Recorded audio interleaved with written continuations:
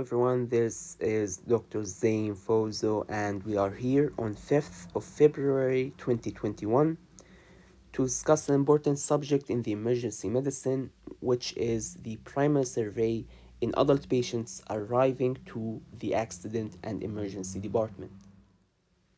Our goals today are to follow the proper ALS and ATLS approach for primary survey, to regularly monitor and assist patients, to work as a team and maintaining effective communications throughout the approach, to involve the relevant specialized team along with escalation and documentation. To follow the ALS approach for primary survey in adult patients, what you need to do is to assess the patient's A, B, C, D, E's, meaning A is for airway, B for breathing, C for circulation, D for disability, and E for exposure and environment.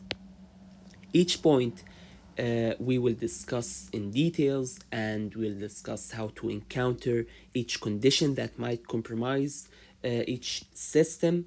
What I need you to bear in mind that you need precisely to follow and to assess the patient and stabilize the patient in this particular order. The reason for this is that these steps of assessment are ranked according to the most immediate life-threatening condition that might harm the patient, meaning a condition affecting the airway will harm and deteriorate the patient far more rapidly than a condition, let's say, affecting the circulation. So let's get into it. We are going to start by assessing the airway. Now, for any patient who comes to A&D, if they're talkative, that means that their airway is patent.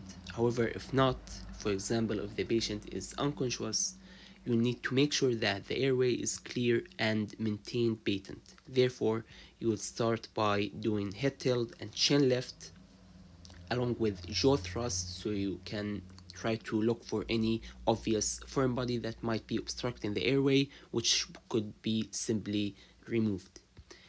After this, to maintain open airway, what you need to do is to apply adjuncts to the airway, for example, oropharyngeal tubes, or nasopharyngeal tubes, or laryngeal mask.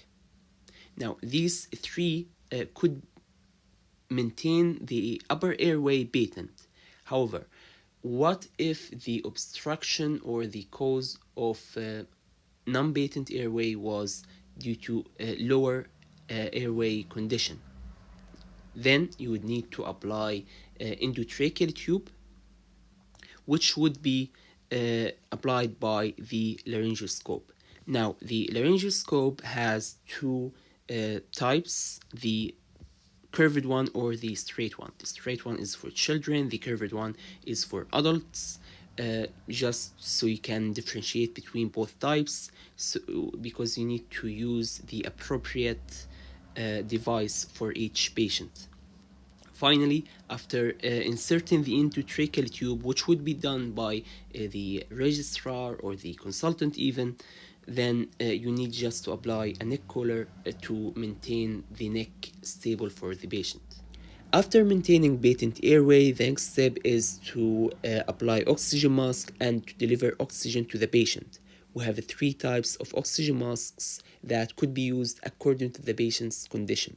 The first one is the non-rebreather mask, the second one is Venturi mask, and the last one is nebulizer mask. Now, you'll always start by the non-rebreather mask and apply this to the patient. Give 100% of oxygen, high flow rate, 15 liter per minute. Now, you will then move from there according to the patient's condition. Assume that the patient is perhaps asthmatic and requires salbutamol nebulizer, then you would move to nebulizer mask and would deliver oxygen and salbutamol nebulizer simultaneously. Let's say that the patient is a smoker and has COPD, then you would need to move to Venturi mask and change the oxygen delivery to 24%, 4 liter per minute. This way you would deliver the appropriate amount of oxygen to each patient. Secondly, we are going to discuss the breathing. Now, the breathing is an indicator for chest condition. So what you need to do is to examine the chest fully, to inspect, palpate, percuss, and to auscultate the chest as well. By inspection, you'll look for any unusual movement in the chest, like for a flail chest. You'll assess the respiratory rate. You'll look for any tenderness while palpating the chest, and you need to percuss the chest to exclude like accumulation of fluid within the pleura, like pleural effusion or hemothorax or even pneumothorax. You need us to auscultate the chest sound, the breathing sound, and the heart sound. After excluding any chest condition or any abnormality within the chest, you'll need to apply pulse oximeter for the patient to assess the patient's oxygen saturation. The normal or the aim would be for oxygen saturation to be more than 96% for most patients. Some patients might require lower oxygen saturation between 88 and 92%, but those would be only for patients with COPD. Thirdly, the circulatory support.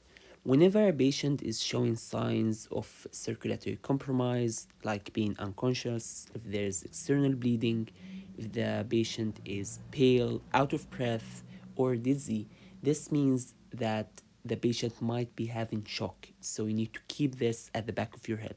Therefore, you need to insert 2 wide bore needle cannulas in each antecubital fossa. You start by one of them, taking a blood sample for full blood count, inflammatory markers like C-reactive protein, urea and electrolytes, liver and kidney function tests, as well as sending for group and save.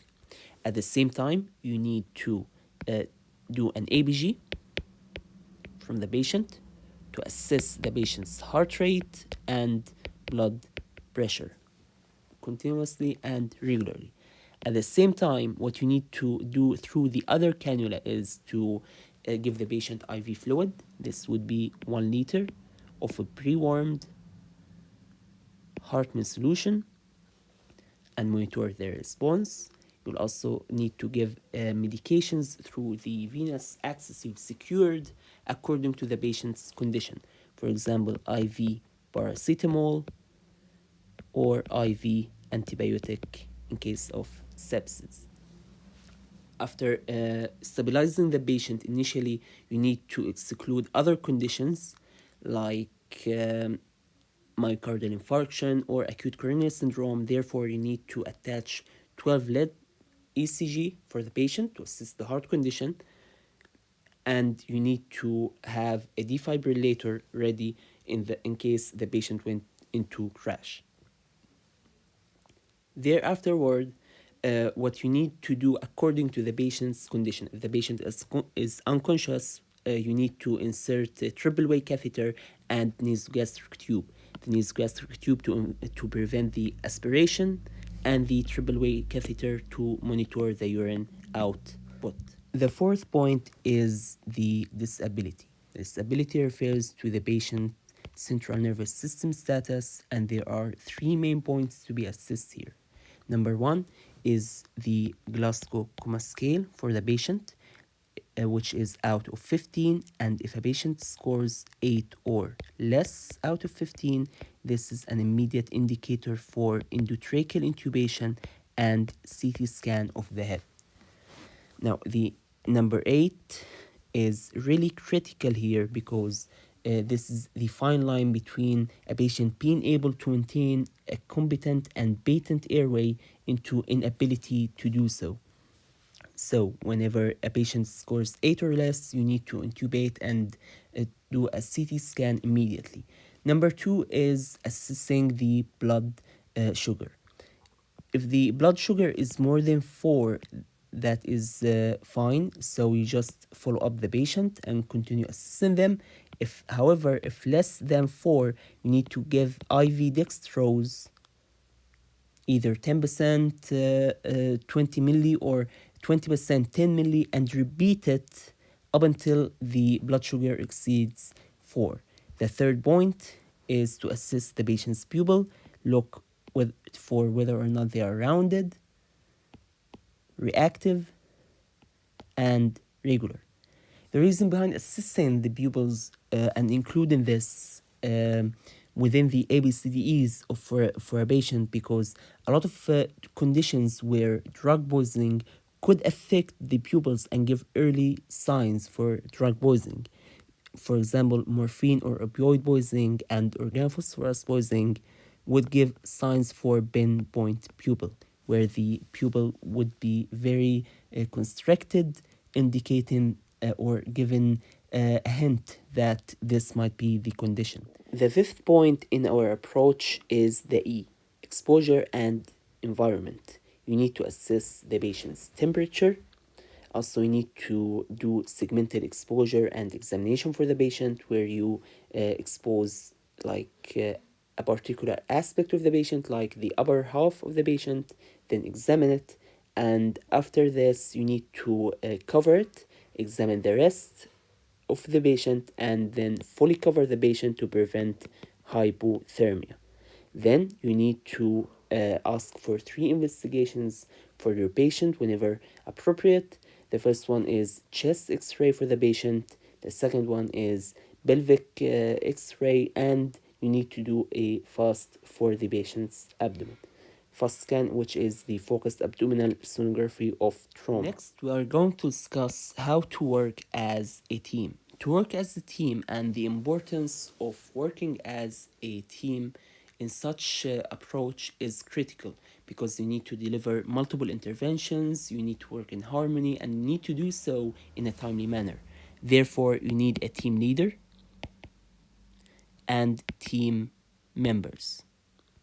The team leader would be in charge of giving instructions, giving suggestions, and thinking out loud for possible solutions of any case. Team members would be assigned different roles. For example, one could be in charge of airway, another one could be in charge of breathing and delivering oxygen, a third one could be in charge of circulatory support and delivering medications. This assignment could be done at the beginning of the day before the arrival of any case to the A&E. After this, what you need to do is to escalate the situation to the specialized team for definitive management and appropriate treatment plan, and to document the event. So today we have learned how to follow the ALS and ATLS approach for primary survey, regularly monitor and assess patients, to work as a team and maintain effective communications, to involve the relevant specialized team, escalate and document.